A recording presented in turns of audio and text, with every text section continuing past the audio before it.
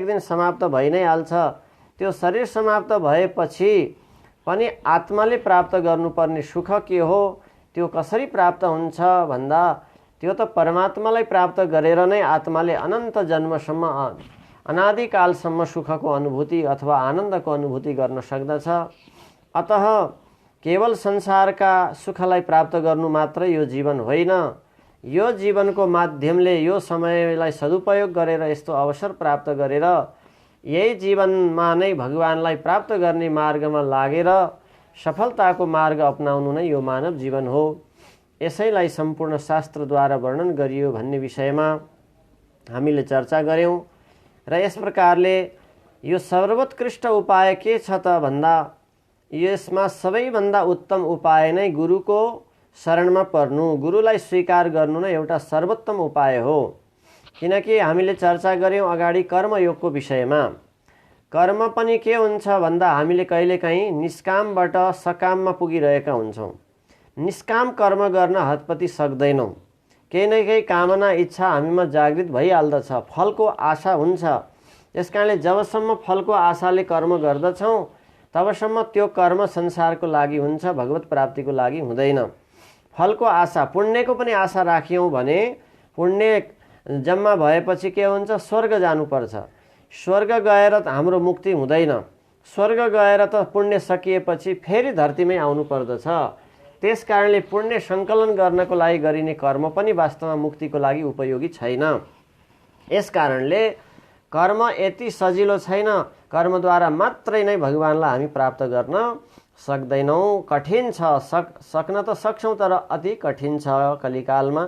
त्यस कारणले अनि ज्ञान कस्तो हो त्यो पनि हामीले बुझ्यौँ। ज्ञान भनेको अनेक शास्त्रहरूको सारलाई बुझ्नै हामीलाई धेरै समय लाग्छ।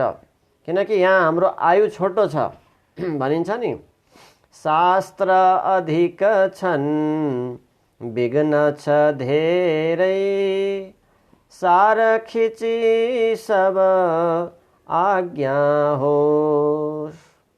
ऋषिहरूले सौनकादि ऋषिहरूले सुतजी महाराजसँग भन्नुभयो नि, शास्त्र त धेरै छ, अथाह छ, त्यस कारणले हामीलाई सार मात्रै श्रवण गराउनुहोस् भनिएको जस्तै हामी पनि यो छोटो अवधिमा ज्ञान कति आर्जन गर्ने यो हामीलाई थाहा नै छैन। कस्तो ज्ञानले हाम्रो मोक्ष हुन्छ यो विषयमा अलमल पर्दछौँ।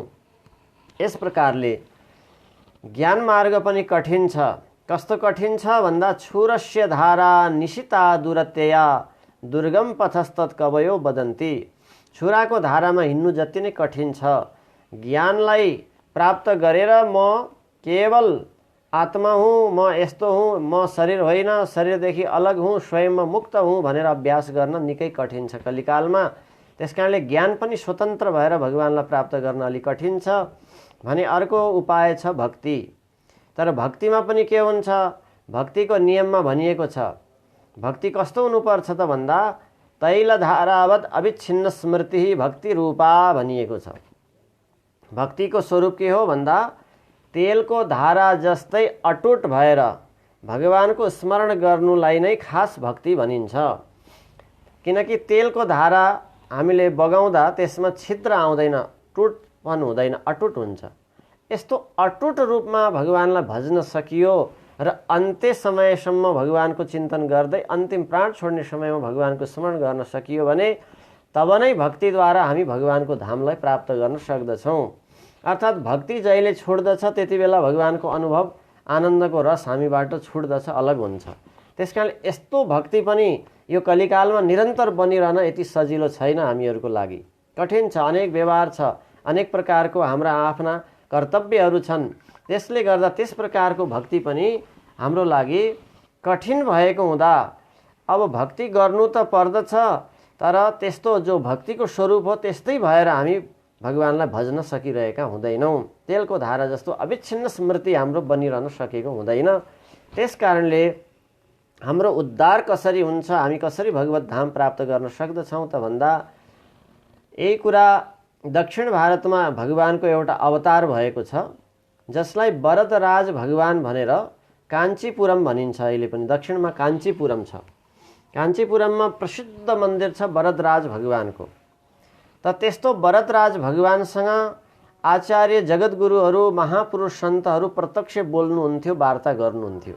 भगवानले पनि आफ्नो नजिकमा सेवा गर्ने पुजारीहरूलाई सङ्केतद्वारा सूचना दिनुहुन्थ्यो। कसैले केही सोध्यो भने सपनामा या अतिशय ध्यानको अवस्थामा भगवानले भनिदिनुहुन्थ्यो। त्यस कारणले भरतराज अवतार भगवानसँग भगवान नारायणको अवतार भरतराज स्वरूप जो भगवान दक्षिण काञ्चीपुरममा होइबक्छन्, अहिलेसम्म मन्दिर छ, उहाँलाई जगद्गुरु रामानुजाचार्य, यहाँ हामीले फोटोमा जगद्गुरु रामानुजाचार्यको बिचमा फोटो राखेका छौँ। उहाँ साक्षात् भगवान नारायण जो शेषमा बसिबक्छन् उहाँकै अवतार मानिन्छ, बिचमा हुनुहुन्छ। यस्तो जगद्गुरु रामानुजाचार्य को समयमा भगवान प्रत्यक्ष बोल्नु भएको थियो र आचार्यसँग वार्ता गर्नुहुन्थ्यो। त त्यस कारणले त्यहाँ भगवानसँग सोधियो कि अब यो कलिकालमा जसले निरन्तर अविच्छिन्न रूपमा भगवानको भक्ति गर्न सक्दैनन् तिनको लागि के उपाय छ भनेर सोध्नुभयो। त भरतराज भगवानले भनिबक्सेको थियो, रामानुज पदाश्रयम, जसले आचार्य गुरुको पदको आश्रय लिन्छ, ग्रहण गर्दछ, त्यसले यस्तो अविच्छिन्न भक्ति गर्न नसके तापनि त्यो भगवानको धाम अथवा त्यसलाई म स्वीकार गर्दछु। साक्षात् भगवान भरतराजको यो भनाइ छ। स्वयं भगवानले आफ्नो पुजारीको मार्फतबाट यो सङ्केत गरिबक्स्यो। यो कलिकालमा कर्म ज्ञान भक्तिमा अडिक हुन नसक्नेहरूले के त भन्दा केवल गुरुको विश्वासपूर्वक सद्गुरुलाई स्वीकार गरेर सद्गुरुको नै भरोसामा पर्दछ, गुरुले दिनुभएको मन्त्रलाई जप्दछ र गुरुको नै चिन्तनमा आफू आउन सकौँ भनेर गुरुको सेवा गर्दछ भने यस्तो गुरुले स्मरण गरिदिँदा मात्रै नै कलिकालका भक्तहरू पार भएर मेरो धाम आउन सक्दछन् भनेर भगवानले यो स्पष्ट रूपमा यस्तो सङ्केत गरिबक्स्यो। त्यो कुरा ग्रन्थमा पनि लिखित भएको छ। प्रपन्नामृत नाम गरेको ग्रन्थमा यस प्रकारको यो वाक्यहरू भरतराज भगवानको वाक्यहरू लिखित छ। यसरी हामीले पनि हिजोदेखि चर्चा गरिरहेका छौँ। भगवत प्राप्तिको निमित्त एउटा उपाय हो आचार्य भिमान, अर्थात् गुरु हुनुहुन्छ मेरो कल्याण गर्नेवाला र मलाई भगवानसँग जोड दिनेवाला, भगवानको धाममा पुग्नको लागि मेरो लागि स्तुति गरिदिनेवाला पनि गुरु हुनुहुन्छ। म त्यस्तो गुरुको शरणमा छु भनेर यो भावले गुरुलाई स्वीकार गरेका छौँ भने यस्तो दृढ विश्वास गर्नेवाला व्यक्ति गुरुकै निष्ठाद्वारा पनि भगवान धाम प्राप्त गर्न सक्छ। यो त अझै सर्वोपरि श्रेष्ठ र सजिलो उपाय हो भनेर यसरी वर्णन गरिन्छ र हिजो हामीले यसको विशेष पुष्ट्याइलाई श्रवण गऱ्यौँ। अब आज हामी चर्चा गर्न गइरहेका छौँ। यसरी भगवान नै हाम्रो जीवनमा हाम्रो प्राप्य वस्तु हो, मूल तत्त्व नै मानव जीवनको सार भगवानलाई प्राप्त गर्नु, प्रसन्न बनाउनु हो भनेर बुझिसकेपछि अब भगवान प्राप्तिमा लागेका हामी साधकहरूमा पनि सज्जनहरूमा पनि कति कति तत्त्वले हामीलाई व्यवधान गरिरहेको हुन्छ। कस्तो प्रकारले शास्त्रीय ज्ञानलाई बुझेनौँ भने हामी ठगिएका हुन्छौँ आफैमा। त्यसकारणले शास्त्र स्वयं भगवानको वाणी हो, जो ब्रह्माजीलाई भगवानले सुनाउनु भयो, नारदजीलाई ब्रह्माजीले सुनाउनु भयो। जुन कुरा भगवानले स्वयं सृष्टिकर्ता ब्रह्मालाई सुनाउनु भएको ज्ञान हो, त्यो ज्ञान नै ब्रह्माजीले फेरि आफ्नो पुत्र मानस पुत्र नारदलाई दिनुभयो। नारदले त्यही ज्ञान वेदव्यासलाई प्रदान गरिबक्स्यो। वेदव्यासले शुक सनकादि आदिलाई प्रदान गर्दै गर्दै ऋषि परम्परा गुरु परम्पराबाट आएका जो शास्त्रहरू छन् यो कुनै मानव कृति होइन, किनकि मानवले लेखिएको रचना गरिएको ग्रन्थमा त के हुन्छ, मानवको नाम हुन्छ लेखकमा। कतिपयले आजभोलि भन्नुहुन्छ नि, यो पुस्तक वेद पुराण यी ब्राह्मणले लेखेका हुन्, यी ब्राह्मण क्षेत्रीले बनाएका उनकै लागि उनकै सप्ठेरो पर्ने खालको व्याख्या छ भनेर आरोप पनि कतिपय ठाउँमा लगाइन्छ। तर अब राम्रोसँग अध्ययन गरेर बुझ्ने हो भने महाभारत अरू पुराणहरूमा पनि हामीले हेर्न सक्छौँ। राम्रोसँग श्रवण गऱ्यौँ अध्ययन गऱ्यौँ भने ब्राह्मणलाई यस्तो कठिन कठिन नियम किन लगाइएको छ त? ब्राह्मणले आफै लेखेको हो भने ध्यान दिउँ, ब्राह्मणलाई नै सबभन्दा कठिन नियम छ। के छ भन्दा ब्राह्मणको जीवन वृत्ति चलाउने वृत्तिको बारेमा के लेखिएको छ भन्दा ब्राह्मणको वृत्ति हो शीलोच्छ वृत्ति। महाभारतमा चर्चा छ। शीलोच्छ वृत्ति भनेको जसरी किसानहरूले खेती गरिसकेर आफूले उत्पन्न भएको अन्नलाई घर लगेर भित्र्याउँदा जो बारीमा खेतमा शेष रहन्छ, छोडिएको झुक्किएर छोडिएका अन्नहरू हो, त्यसलाई टिपेर ल्याएर सङ्कलन गरेर आफ्नो जीविका चलाउनु भन्नेसम्म वृत्ति छ ब्राह्मणको विषयमा। भने अब के यो ब्राह्मणले लेखेको ग्रन्थ होला? त्यसो भए त ब्राह्मण नै राजा हुनुपर्छ, देशको ठुलो शासक हुनुपर्छ भनेर लेख्दथे नि, लेखेनन्। वर्ण व्यवस्था गरिएको छ। क्षेत्रीय राजा हुन्छन्, वैश्यले कृषि गोरक्ष वाणिज्यको व्यवस्था गर्नुपर्दछ, शूद्रले सबैलाई सहयोग गर्ने निर्माण आदिको व्यवस्था जिम्मा लिनुपर्छ भनेर यसरी कार्य विभाजन गरिएको छ। गीताको 4औं अध्यायमा पनि यो कुरा वर्णन गरिएको छ। चतुर्वर्णमया सृष्टं गुणकर्म विभागशः तस्य कर्तारमपि मां विद्यकर्तारमव्ययम्। यो स्वयं भगवानले भनिबक्सन्छ। त्यसकारणले कोही ब्राह्मणवाद होइन, ग्रन्थ स्वयं भगवानद्वारा आएको हो। भगवानले नै अर्जुन समक्ष यो व्याख्या गरिबक्स्यो। तस्य कर्तारम अपि, त्यसको कर्ता म नै हुँ। त्यसकारणले यो मैले नै वर्ण अनुसार व्यवस्था गरेको हुँ भनेर भगवानको आज्ञा। शास्त्र सबै जो छ भगवानको वाणीद्वारा नै परम्पराबाट ऋषि परम्परा हुँदै हुँदै यहाँसम्म धरतीसम्म आइपुगेको हो। त यस प्रकारले शास्त्रलाई प्रमाणलाई स्वीकार नगर्दासम्म हामी भगवत प्राप्तिको मार्गमा सफल हुन सक्दैनौँ। हामीले उचित मार्ग र आफ्नो जीवनलाई धन्य बनाउन सक्दैनौँ। त्यसकारणले शास्त्र प्रमाणलाई स्वीकार गर्नै पर्दछ। किनकि यो भगवानको भनाइ छ, श्रुति स्मृति ममै वाग्याम यस्ताम उल्लङ्घ्य वर्तते आज्ञा छेदी मम द्रोही न भक्तो न च मे प्रियः सभक्तो न च मे प्रियः। जो श्रुति भनेको वेद, जसलाई श्रवण कानमा श्रवण गर्दै गर्दै गर्दै गर्दै गर्दै आइयो परम्पराबाट, त्यसलाई श्रुति भनियो। श्रुति भनेको अब लो यहाँ संसारमा खाने श्रुति होइन, मानिसले हुन्छ मुखमा च्याप्ने यो फोरी बानी बस्छ जसको श्रुति, त्यो श्रुति है। श्रुतिको संस्कृतमा यो शब्दको अर्थ हुन्छ कर्ण हुन्छ। कानलाई पनि श्रवणेन्द्रिय भनिन्छ, श्रवण गर्ने इन्द्रिय। त्यस कारणले श्रुति सुन्ने इन्द्रिय, कानलाई श्रुति भनिन्छ। अनि वेदलाई पनि श्रुति किन भनियो त भन्दा गुरुले कानमा नै सुनाउँदै सुनाउँदै सुनाउँदै आउनु भएको र वैदिक मन्त्र गुरु परम्पराबाट जो मन्त्र प्राप्त गरिन्छ त्यो मन्त्र कोही दीक्षा मन्त्र भने पहिला पनि हजुरहरूलाई चर्चा गरियो। कोही पनि गुरुले जो कल्याणको लागि दिने दीक्षा मन्त्र हुन्छ त्यो माइकमा अनि टेलिभिजनमा पुस्तकमा हेरेर त्यसलाई पढेर जपेर हाम्रो कल्याण हुँदैन।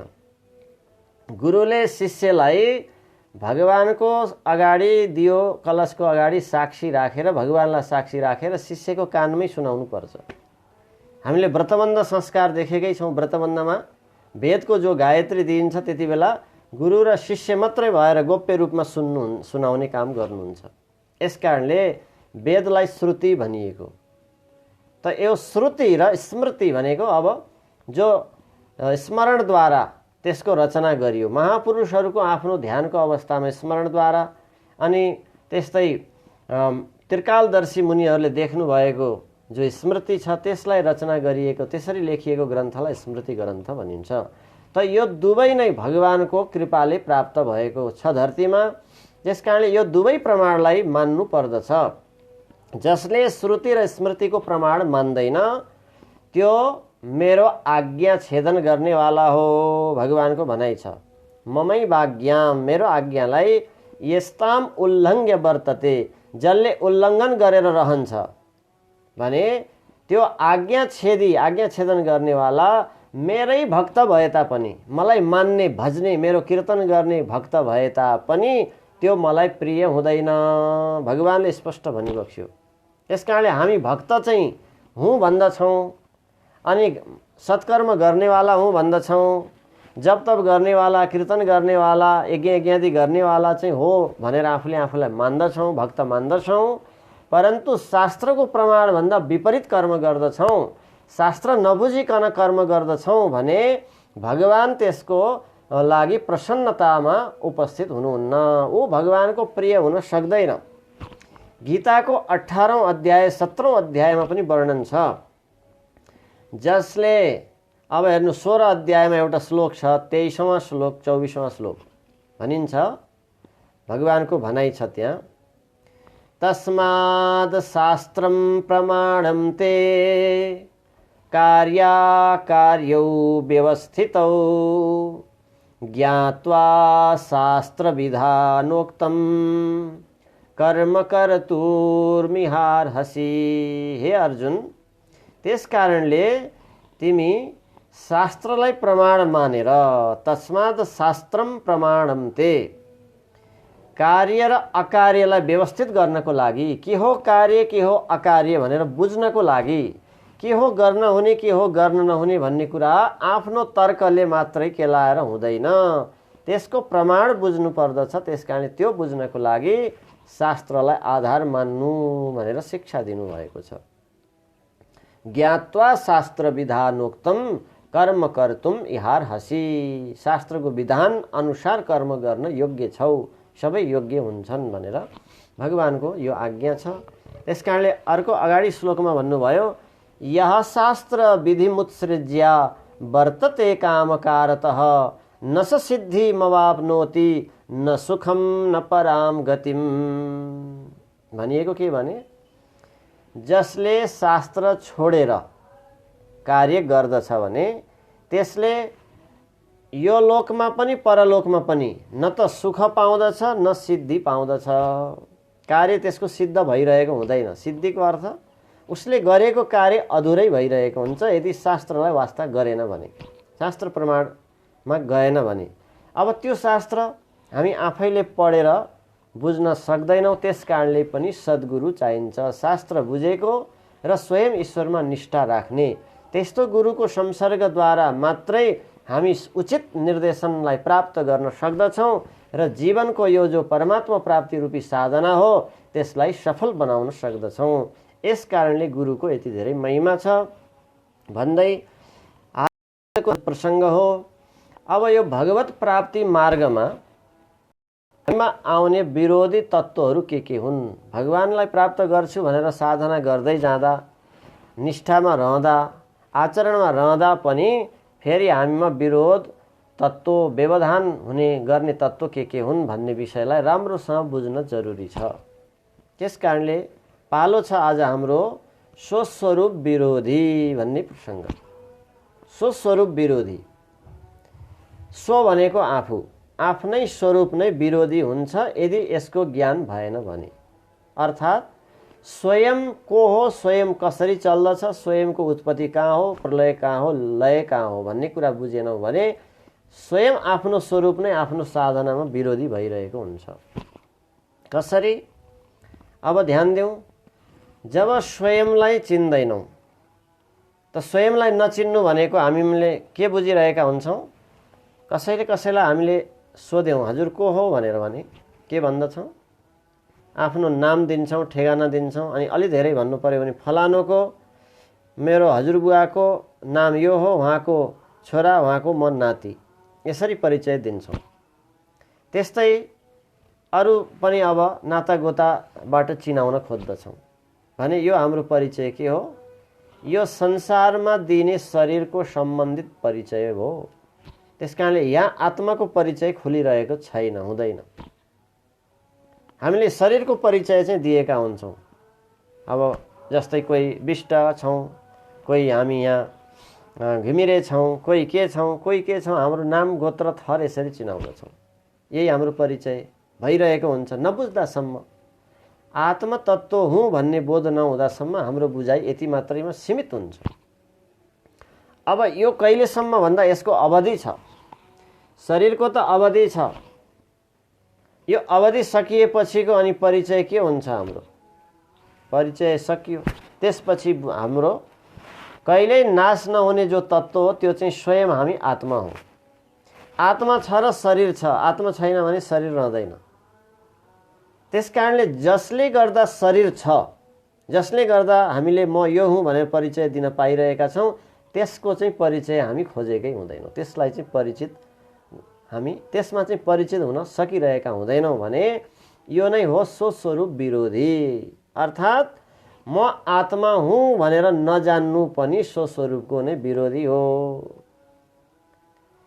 अब आत्मा हुँ भनेर जानेर पनि अझै अगाडि बढ्दा यहाँभन्दा यति त बुझ्यौँ, म शरीर मात्रै होइन रहेछु। शरीर कसको रहेछ? शरीर यो प्रकृतिको रहेछ, एउटा डल्लो हो, पिण्ड हो। यो 5 चिज मिलेर बनेको, पृथ्वी, जल, तेज, वायु, आकाशको संयोजनबाट बनेको जस्ट एउटा पिण्ड हो, डल्लो हो। यो त फुट्छ, सकिन्छ, अनि अवशिष्ट के रहन्छ? स्वयं आफू म आत्मा भन्ने तत्त्व अवशेष रहन्छ भने त्यसको परिचय गुमाउनु पनि आफ्नै स्वरूपको विरोधी हो।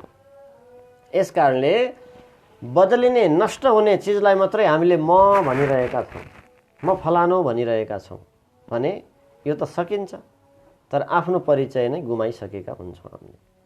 त्यसकारणले अब यो जो आत्मा छ यसले यति बुझ्यो अथवा हामीले यति बुझ्यौँ, म शरीर त होइन, शरीरभन्दा भिन्न तत्त्व पो हुँ भन्ने बुझ्यौँ। यसलाई अब धेरैचोटि सुन्नुभएकालाई यो कुरा एकैचोटिमा बुझाइमा आउँछ, नत्र अलिकति 2-4 चोटि नसुन्दा कन्फ्युज पनि रहन्छ, पूर्ण विश्वास नहुन पनि सक्छ। तथापि अहिले सारांशमा हजुरहरूलाई भनौँ, हामी शरीर होइन, शरीर प्रकृतिको उसैको जिम्मामा छ, उतै जिम्मा लाग्छ यो एक दिन। हामीले चाहेर यसलाई कहीँ लैजान सक्दैनौँ। हामी आत्मा हौँ, आत्माले चाहेर शरीरलाई पनि भगवानको धाम लैजाउँ भन्दा लान सक्दैनौँ। यति त के, शरीरको हामीले चाहेर रक्षा गर्न पनि सकिरहेका हुँदैन, सिजनमा आउने रुगाखोकीलाई पनि टार्न सक्दैनौँ। यस कारणले प्रकृतिको वशको यो शरीर हो। हाम्रो शरीरसँग आत्माको खासै गहिरो सम्बन्ध छैन, काम चलाउ सम्बन्ध मात्रै हो। त एकदम बुझ्यौँ भने, यो ज्ञान पक्का भयो भने शरीरको मोह कम हुन्छ अनि शरीरको सुख दुःखले हामीलाई छुन सक्दैन। हामी सुखी दुखी भइरहनु पर्दैन, हामी आनन्दित भइरहन्छौँ जब म आत्मा हुँ भन्नेमा पक्का बुद्ध छौँ। यसरी कसरी भन्दा जसरी एउटा कमलको पातमा परेको पानीले कमलको पातलाई भिजाउँदैन, कमलको पात भिज्दैन, विचार गर्नुभयो भने। भनिन्छ नि, कर्कलाको पातमाथि पानी अडे जस्तै कर्कलोको पातमा पनि पानी अडिँदैन। त्यस्तै हाम्रो जीवन हो भनिन्छ, धेरै दिन अड्नेवाला छैन यो धरतीमा। त्यस कारणले हामी चाहिँ अजर अमर तत्त्व आत्मा हो, कहिल्यै नाश नहुने तत्त्व चाहिँ आफू हो। यो नबुझेर आफूलाई शरीर हो, मर्छु भनेर डराइरहेका हुन्छौँ, मृत्यु हुन्छ हो, मर्नुपर्छ भन्ने त्रास हामीमा आइरहेको छ। त्यस कारणले यो बुझ्यौँ भने हाम्रो मृत्यु नै छैन, आत्माको जन्म मृत्यु नै छैन। आत्मा योभन्दा अगाडि पनि थियो, पछि पनि रहिरहन्छ, खालि शरीर मात्रै फेरिएको हो। जसरी लुगा फेरिन्छ पुरानो भएपछि, त्यसै गरी शरीर मात्रै फेरिएको हो। यो कुरा दृढ भएपछि बल्ल हामी स्वस्वरूपको बोध गरेका हुन्छौँ, आफ्नो स्वरूपको। अब यति त बुझ्यौँ, म त आत्मा रहेछु, शरीर होइन, शरीर त केही समयको रहेछ भन्ने बुझ्यौँ। बुझेर पनि अझै हामीमा व्यवधान के रहेको हुन्छ? आत्मा हुँ भनेर बुझे तापनि अब के मान्छौँ? आफूले आफूलाई जब स्वतन्त्र मान्दछौँ, आत्मा त हुँ, परमात्मा परमात्मा चिन्दिन भनेपछि फेरि पनि स्वस्वरूपमा विरोधी तत्त्व नै हामीले बुझिरहेका हुन्छौँ। आत्मा त हुँ, परमात्माको अंश हुँ, परमात्माको टुक्रा हुँ, जुन कुरा गीताको 15 अध्यायमा स्वयं भगवानले वर्णन गरिबक्सेको छ। ममै वांसो जीवलोके जीवभूत सनातन। यी सारा जीवहरू अथवा प्राणीहरू जो आत्मा छन्, यी सबै मेरा अंश हुन् भगवानले भनिबक्सन्छ। तर हामी के मान्दछौँ? अज्ञानले भगवान सगवान म चिन्दिनँ, म त स्वयं आत्मा हुँ भन्ने बोध हुन्छ। जब यस्तो पनि बोध कतिपयमा भइरहेको हुन्छ र कतिपयले आत्मज्ञानकै चर्चा गर्दा गर्दा गर्दा गर्दा अनि के भन्नुहुन्छ भने आत्मा नै परमात्मा हो भन्नुहुन्छ। ध्यान दिउँ, बडा गहिरो कुरा छ।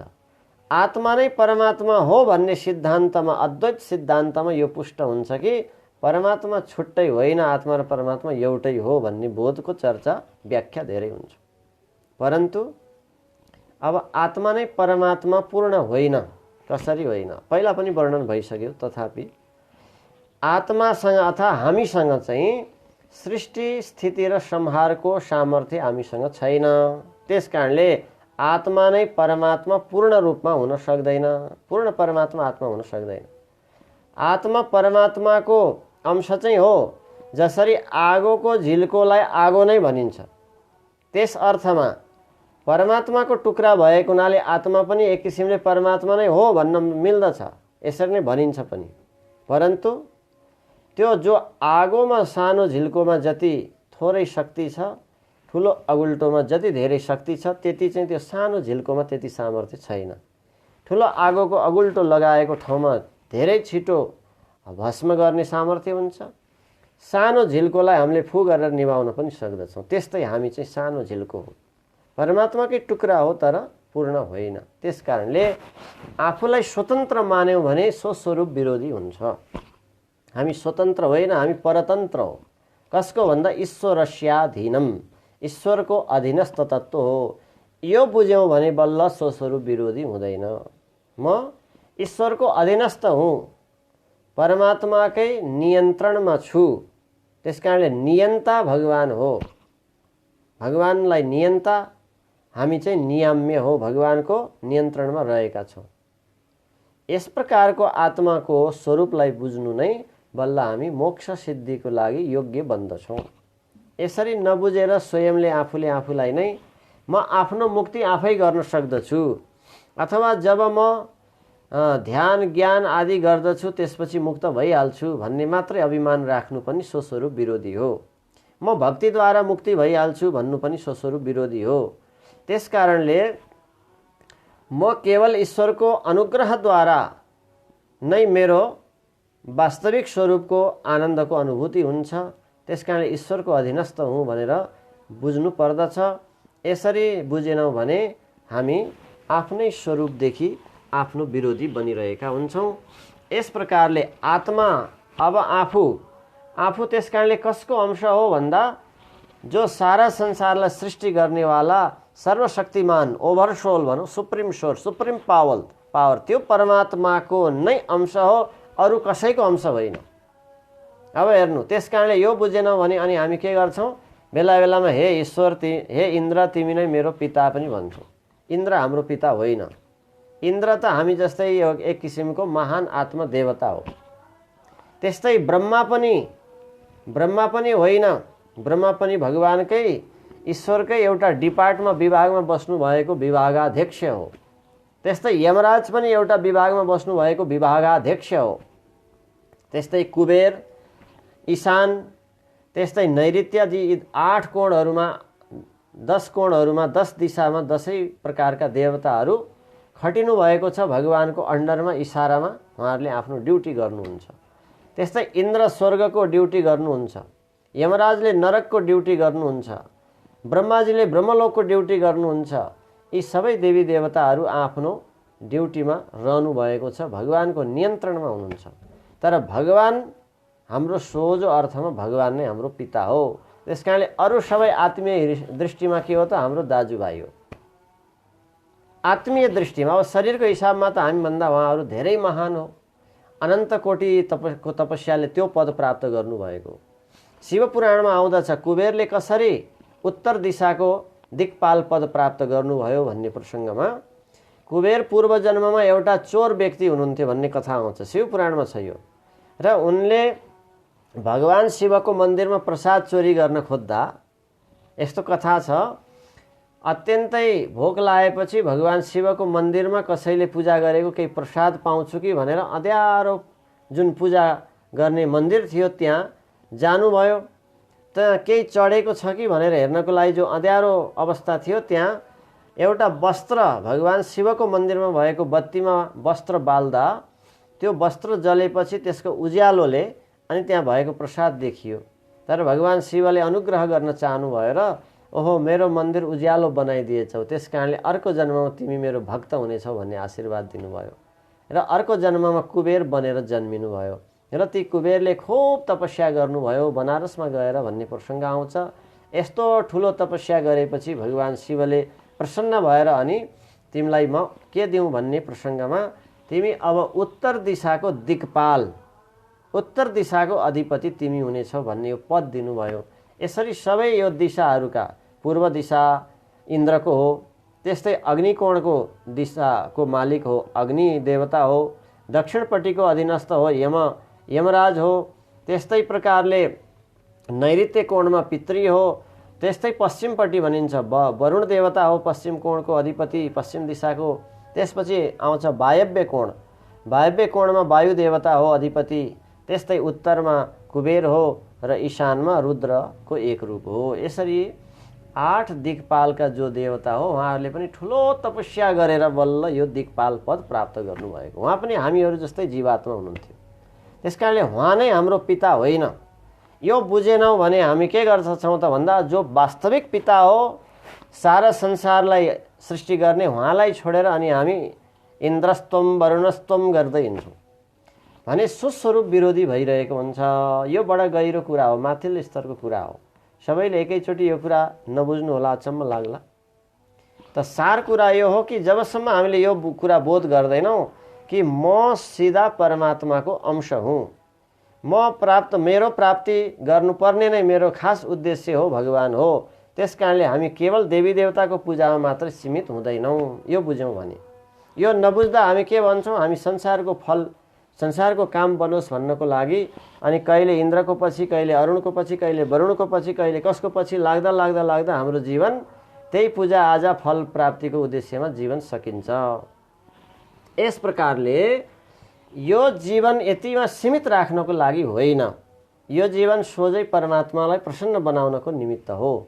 यस अर्थमा यसरी बोध गर्नु हामी त परमात्माकै अंश हौँ, अमृतस्य पुत्रः भनिन्छ। हामी कसको? अमृत, कहिल्यै मृत्यु नहुने परमात्माको पुत्र हो हामी। अमृतस्य पुत्र यो वेदको वाक्य छ।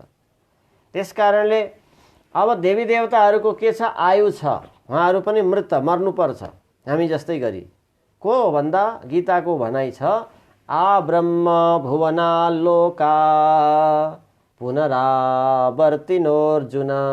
हे अर्जुन, ब्रह्माजीदेखि लिएर कीट पशु पंक्षी सबै नै पुनः पुनः जन्म मृत्युमा परिरहनेवाला हुन्। त्यसकारणले हे अर्जुन, मामुपेत्य तु कौन्तेय पुनर्जन्म न विद्यते। तिमीले मलाई प्राप्त गर्यौ भने मात्रै फेरि तिमी यो जन्म मृत्युको दुःखमा पर्नु पर्दैन। स्पष्ट भनाइ छ भगवानको। त्यसकारणले हामी जो नबुझिदासम्म सीमित देवी देवताको दिक्पाल आदिको पूजामा मात्रै अल्झिरहेका हुन्छौँ। यो बुझ्यौँ भने अब हामी अरूलाई सम्मान गर्दै, सबैलाई सम्मान गर्दै सोझै भगवानलाई कसरी प्राप्त गर्ने त्यो मार्ग खोज्दछौँ, त्यसमा लाग्दछौँ। यही नै जीवनको लक्ष्य हो। यस कारणले यो नबुझ्नु नै स्वस्वरूप विरोधी हो। हामीले गर्न त कति मेहनत गरेका हुन्छौँ, कतिले कति धेरै तपस्या गर्नुहुन्छ, कति व्रत बस्नुहुन्छ, कति दान पुण्य गर्नुहुन्छ, कति तीर्थ धाउनुहुन्छ, यज्ञ यज्ञादि गर्नुहुन्छ, परन्तु जो सार लक्ष्य हो त्यो बुझेका छैनौँ भने के हुन्छ? यी सबै बेकार भइरहेको हुन्छ। अर्थात् पुनर्जन्ममा पनि सुखी त होलौँ, संसारको सुख त मिल्ला, तर जो जन्म मृत्यु रहित भएर हुनुपर्ने, आनन्द दुःख रहित हुनुपर्ने अवस्था हो त्यो प्राप्त हुँदैन। त्यस कारणले त भगवान प्राप्त नगरेसम्म हाम्रो लाखौं पटक जन्म किन नहोस् हामीले पूर्ण शान्ति र आनन्द पाउनै सक्दैनौँ। त्यस कारणले भगवान मात्रै हो जसलाई प्राप्त गर्ने हामी जीव पूर्ण शान्ति र आनन्दको अनुभूति गर्न सक्दछौँ। यस कारणले नै भगवानको लक्षण गरिएको हो आनन्दो वैशः। त्यो भगवान नै वास्तविक पूर्ण रूपमा आनन्दमय हुनुहुन्छ। रसो वैशः, उहाँ नै रसले परिपूर्ण स्वरूप हो। अरू सबैमा त्यो पूर्णता छैन। विज्ञानमा दीप्त र अदीप्त भनेर हामीले पढ्दछौँ नि। चन्द्रमाले चाहिँ सूर्यको प्रकाश लिएर अनि राति आफ्नो प्रकाश दिनुहुन्छ। त्यसकारणले उहाँ अदीप्त अनि सूर्य चाहिँ स्वयं प्रकाशवान भएर दीप्त भनेर जसरी पढिएको थियो त्यस्तै भगवान चाहिँ स्वयं दीप्त स्वयं प्रकाशवान हो, अरू देवताहरू चाहिँ अदीप्त हो। त्यसकारणले भगवानबाट लिएको शक्तिले अनि हामीलाई शक्ति दिनुहुन्छ अरू देवताहरूले। तर भगवान चाहिँ स्वयं प्रकाशित। त्यसकारणले भागवतमा पनि भनियो सो राजते स्वयं राजते इति स्वराट। भागवतको मङ्गलाचरणमा पहिले नै भगवानको लक्षण गरिएको छ। प्रथम स्कन्धमा के भनियो? धर्म प्रोजित भन्दा अगाडि भनिन्छ त भगवान स्वयंमा के हुन्छ? स्वयंमा आफै प्रकाशवान हुनुहुन्छ। त्यसकारणले जन्माद्यस्य यतोऽन्वयादितरतस् चार्थेष्वभिज्ञास्वराट् तेने ब्रह्महृदाय आदिकवये मुह्यन्ति यत् सूरयः। पहिलो श्लोक यो के भनियो? जन्माद्यस्य यतोऽन्वयादितरतस् चार्थेष्वभिज्ञास्वराट्। स्वराट भनेको स्वयं प्रकाशवान। भगवानलाई कसैले प्रकाशित बनाउन सक्दैन, कसैले प्रकाशित बनाउनै पर्दैन।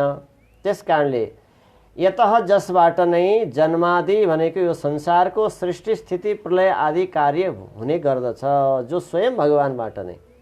भगवान आफै नै एकबाट तीन रूप बनेर ब्रह्मा विष्णु शिव बनेर यो सारा व्यवस्था गर्नुहुन्छ। त्यसकारणले जो नै यतः जुन परमात्मा नै अन्वयात इतरतः दुईवटा कारण बनेर संसार चलाउनुहुन्छ। एउटा के त अन्वय, एउटा हुन्छ निमित्त कारण, एउटा हुन्छ उपादान कारण। अन्वयात इतरत भनिएको छ स्वयं भगवान म्याटेरियल वस्तु पनि बन्नुहुन्छ र त्यसलाई निर्माण गर्नेवाला निमित्त पनि बन्नुहुन्छ। त्यसकारणले इतरत को अर्थ हुन्छ निमित्त कारण। अन्वय कारण, उपादान कारण र निमित्त कारण दुवै कारण नै भगवान बनेर यो संसार चलाउनु भएको छ, भागवतले भन्दैछ। र त्यस्तो भगवान स्वयं प्रकाशवान हुनुहुन्छ। अर्थेषु भनेको सम्पूर्ण कार्यमा कुशल हुनुहुन्छ। यस्तो ब्रह्मा, यस्तो परमात्माले नै आदि कवय भनेको ब्रह्माजीलाई ब्रह्म भनेको वेद, हृदय संकल्पद्वारा, केवल संकल्पद्वारा तेने भनेको अदात दिनुभएको थियो, दिनुभयो। त्यही परमात्माले नै त्यो जो वेद, त्यो ज्ञान आफ्नो संकल्पले ब्रह्माजीलाई दिनुभयो। त्यसपछि ब्रह्माजीले बल्ल सारा संसारको सृष्टि गर्ने ज्ञान प्राप्त गरेर तब ब्रह्माजी सृष्टिकर्ता कहलाउनु भयो।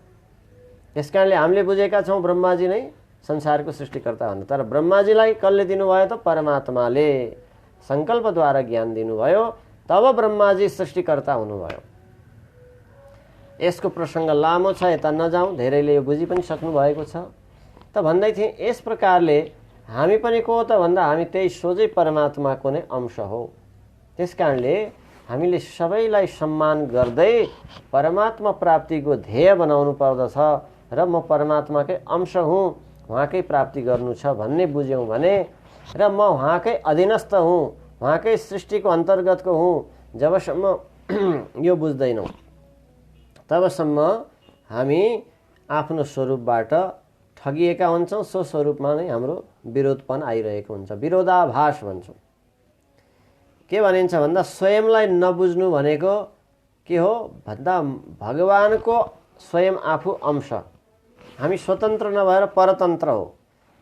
हामीलाई भगवानले यसरी यो शरीरमा जाऊ भनेर पठाइदिए मात्रै आउन सक्छौँ, अन्यथा सक्दैनौँ। त यस्तो भगवानको वस्तुलाई अनि म स्वतन्त्र हुँ भनेर अभिमान गर्नु भनेको भगवानको वस्तु भगवानको हो नभन्नु, चोरी गर्नु गरेको अपराध हामीले गरिरहेका हुन्छौँ। अरूको वस्तुलाई मेरो भन्यौँ भने चोरेको जस्तै हुन्छ कि हुँदैन?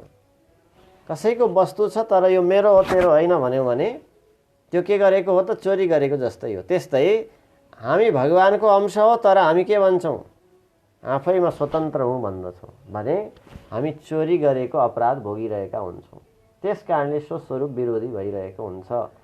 यसरी बुझ्यौँ ए होइन म त भगवानको हुँ, उहाँकै अंश हुँ, यो बुझ्यौँ भने हामी अनि भगवान प्राप्तिको मार्गमा सफल प्राप्त गर्न सक्दछौँ। यस प्रकारले यो स्वस्वरूपको ज्ञान गर्नुलाई बल्ल भनिन्छ हामीले परमात्माको लागि यो स्वस्वरूप विरोधीबाट हामी माथि उठेका हुन्छौँ। यसरी बुझ्नु नै आफ्नो स्वरूपको ज्ञान हो। यो नबुझ्नु नै स्वरूपको हानि हो।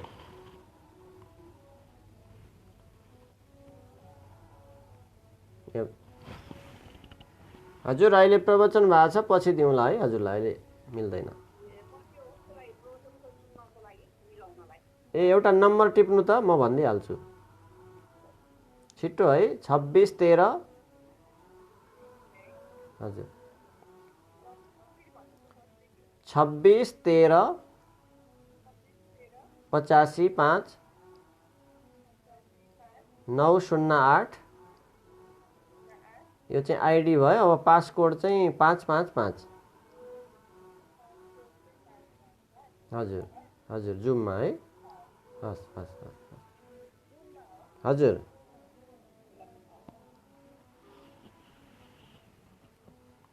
हजुर यहाँ बिचमा आइडी माग्दै हुनुहुन्थ्यो कसैले अलिकति व्यवधान भयो।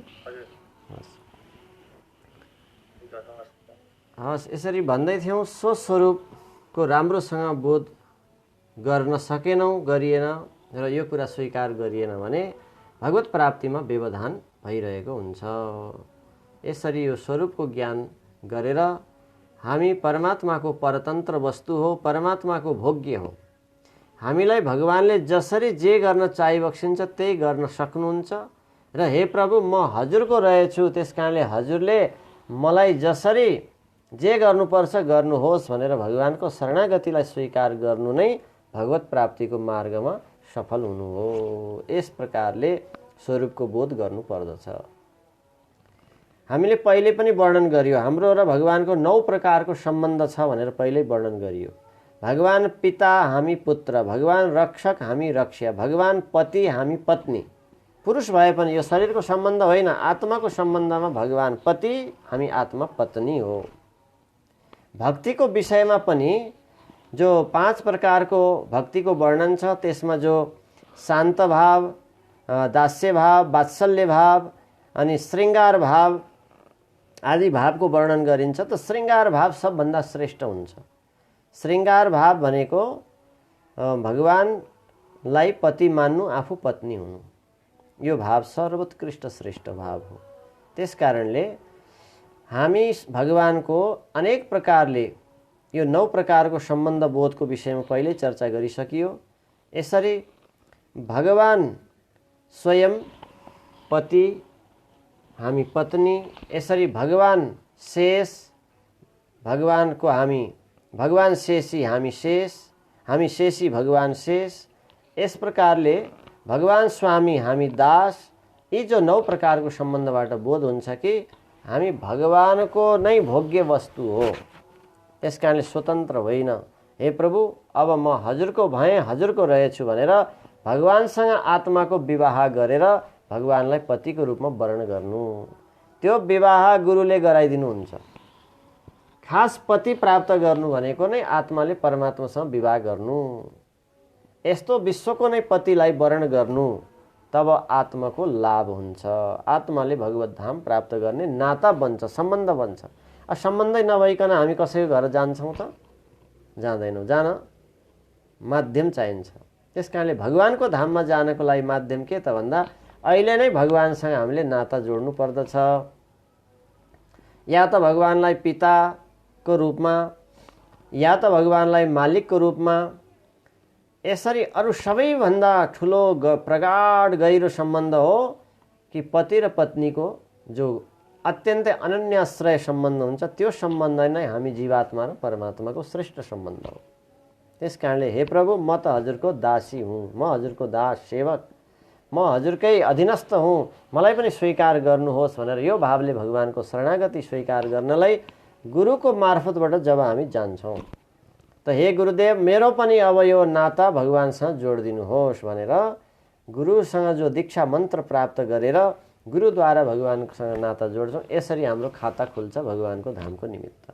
तब यो देह समाप्तपछि हामी भगवत धाम प्राप्त गरेर त्यहाँको अनन्त आनन्दलाई अनुभव गर्ने अधिकारी बन्दछौँ। त्यस्तो भगवानको धाममा कुनै प्रकारको दुःख छैन। यो सम्पूर्ण वेदहरूको वर्णन छ। भनिन्छ न तत्र जरा न मृत्यु, त्यहाँ जरा मृत्यु आदि केही पनि हुँदैन। मानिस त्यहाँ गएपछि बुढो पनि हुँदैन, रोग पनि लाग्दैन, भोक पनि लाग्दैन, प्यास पनि लाग्दैन। यी शास्त्र अनुसार वर्णन गरेको छु। अब फेरि कसैले कुतर्क गर्नुभयो भने तपाईँले देख्नुभएको छ र भन्नु होला, समस्या छ। त्यस्तो कुतर्क सायद यहाँ गर्नेवाला कोही हुनुहुन्न।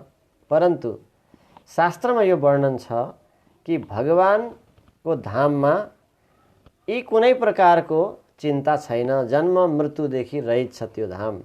त्यसैलाई अस्ति पनि बताइयो, गीताको 15 अध्यायमा जो वर्णन गरियो, न तद भासयते सूर्यो न शशाङ्को न पावक यद गत्वा न निवर्तन्ते तद्धाम परमं मम।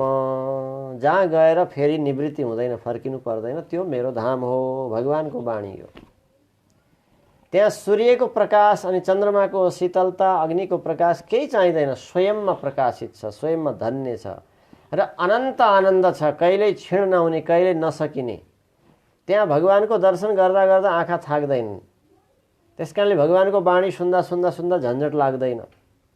त्यहाँ सेवा गर्दा गर्दा शरीरमा कुनै आलस्य हुँदैन, थकाइ लाग्दैन। त्यहाँ दिव्य शरीर प्राप्त हुन्छ। यो शरीर त यहीँ छोड्छ, आत्माले वहाँ दिव्य शरीर प्राप्त गर्दछ। यस्तो भगवानको धाम प्राप्तिको निमित्त यसकारणले सो स्वरूपको ज्ञान गर्नु जरुरी हुन्छ। यो ज्ञानलाई आज सुन्यौँ, भोलि त बिर्सिने, पर्सि त बिर्सिने हुन सक्छौँ। त्यसकारणले पटक पटक चिन्तन मनन गरियो भने केही समय रहन्छ, फेरि केही समय दोहोऱ्यायौँ भने केही समय ताजा रहन्छ। त्यसकारणले जबसम्म मोक्ष हुँदैन हाम्रो, तबसम्म यस्तो ज्ञान ताजा बनाइरहनु पर्दछ। त्यसकारणले सत्सङ्ग भने श्रवण गरिरहनु पर्छ र या स्वाध्याय आदि गरिरहनु पर्दछ। त्यसरी हामी आफ्नो स्वरूपको विरोधी हुँदैनौँ र भगवत धाम प्राप्तिको अधिकारी हुन्छौँ भन्दै अब हामी परस्वरूप विरोधीको विषयतिर लाग्नेछौँ। त्यो भनेको पहिला नै हजुरहरूलाई बताइयो, परस्वरूप भनेको परमात्माको स्वरूप। परमात्माको स्वरूप पनि 5 प्रकारको हुन्छ भनेर हजुरहरूलाई बताइसकियो। जसरी हामी जीवात्मा 5 प्रकारको हुन्छौँ। के 5 भन्दा, एउटा हामी आत्माको स्वरूप के हो भन्दा नित्य स्वरूप छ। भगवानको धाममा सेवामा खटिने गरुड, विश्वक्सेन आदि उहाँ पनि आत्मा नै हो, परमात्मा होइन। तर के नित्य हुनुहुन्छ, जन्म मृत्यु हुँदैन। एउटा नित्य स्वरूप छ जीवात्माको। एउटा स्वरूप छ मुक्त स्वरूप। धरतीमा आएका महापुरुषहरू मुक्त भएर जानुभयो, भगवत धाम प्राप्त गर्नुभयो र नित्य भगवान धाममा हुनुहुन्छ। मुक्त स्वरूप, नित्य अनि मुक्त। अर्को हुन्छ केवल। केवल भनेको शरीरको मोह त छुटेको, संसारको मोह त छुटेको, तर परमात्मा प्राप्त गर्न नसकेको, केवल म आत्मा हुँ भन्नेमा दृढ निश्चयमा चाहिँ पुगेको। म आत्मा हुँ भन्ने दृढ निश्चयमा पुगेको, भगवानलाई नभेटेको, शरीर आदिको मोह छुटेको, यस्तो केवल केवल म भन्ने भाव भएकोलाई कैवल्य स्वरूप भनिन्छ। नित्य, मुक्त। अर्को हुन्छ बद्ध। बद्ध स्वरूप भनेको हामी जस्तै धरतीमा बन्धनमा मोहमा परेर बाँधिएको, अज्ञानमा परेकोलाई भनिन्छ बद्ध स्वरूप। नित्य, मुक्त, बद्ध अनि केवल भयो। अर्को हुन्छ मुमुक्षु भनेको जो मोक्ष प्राप्तिको इच्छा राखेर सत्सङ्गमा लागिरहने, हजुर हामी जस्तै मुमुक्षु। यो 5 स्वरूप हुन्छ। 5 किसिमले हामी आत्माको स्वरूप हुन्छ भन्ने चर्चा सुनेका थियौँ। यस्तो प्रकारमा हामीले जबसम्म स्वयंले यो स्वरूप ज्ञान गर्दैनौँ तब स्वरूपकै विरोधी भइरहेको हुन्छ भन्ने चर्चा हामीले बुझिसकेका छौँ। यसरी अब परमात्माको पनि 5 स्वरूपको व्याख्या हामीले गरेका थियौँ। हजुरहरूलाई ताजा होस् भनेर फेरि दोहोऱ्याइरहेको छु केही प्रसङ्ग मैले, किनकि कति आज नै नयाँ नयाँ जोडिनु पनि भएको छ। त्यसमाले विषयलाई बुझ्न अलि सजिलो होस् भनेर पनि दोहोऱ्याइरहेको छु, अन्यथा नलिउँ। कतिले हामीले त बुझिसकेको हो, कति दोहोरिएको भन्ने झन्झट नमानौँ। अरू सबैको लागि पनि उपयोगी होला भनेर मैले बुझी दोहोऱ्याइरहेको छु। त्यसकारणले परस्वरूपको पनि 5 स्वरूपको व्याख्या गर्यौँ। पर भनेको परमात्मा। परमात्मा एउटा आफ्नै धाममा सदा सर्वदा रहिरहने भगवानको स्वरूप छ, जसलाई पर भनिन्छ, परस्वरूप, पर। त्यस्तै अर्को हुन्छ भगवानको स्वरूप व्यूह। व्यूह भनेको जो आफै नै 3 रूपमा परिणत हुनुहुन्छ, ब्रह्मा विष्णु महेश बनेर, यो व्यूह स्वरूप हो भगवानको, व्यूहावतार भनिन्छ। अनि विशेष यज्ञादिको अवधिभरि आएर बस्ने पनि व्यूह अवतार नै हो। त्यसपछि अर्को हुन्छ विभव अवतार। विभव स्वरूप भनेको युग युगमा अवतार लिने, विशेष राम, कृष्ण, बुद्ध, कल्की आदि बनेर आउनुहुन्छ, विभव स्वरूप। र अर्को छ अन्तर्यामी। हामी सबैभित्र सर्वव्यापी रूपमा बस्ने भगवानको एउटा स्वरूप छ, सबैभित्र हुनुहुन्छ, अन्तर्यामी। अन्तर्यामी स्वरूप छ। र अर्को स्वरूप छ अर्चावतार, जहाँ हामीले प्रतिष्ठा गरेर मूर्तिमा हजुर आएर बस्दिनु भगवान भनेर राख्छौँ, प्रतिष्ठित भएर बस्नुहुन्छ, जहाँ पूजा गरिन्छ त्यो अर्चावतार। यस्तो 5 स्वरूप भगवानको छ। अब भगवानको स्वरूपलाई राम्रोसँग बुझेनौँ भने हामीले जो भगवत प्राप्तिको निमित्त साधना गरिरहेका हुन्छौँ परस्वरूप विरोधी भइरहेको हुन्छ। यसैलाई बुझ्न जरुरी छ। परस्वरूप विरोधी भनेको के हो, त्यसकारणले भगवान भनेको कस्तो हो, के हो र किन भगवानलाई हामीले भगवान भनेर बुझ्नु पर्दछ, यो नबुझ्दा नै अनि हाम्रो साधना सफल हुँदैन। त्यसकारणले परस्वरूप भनेर बुझ्न जरुरी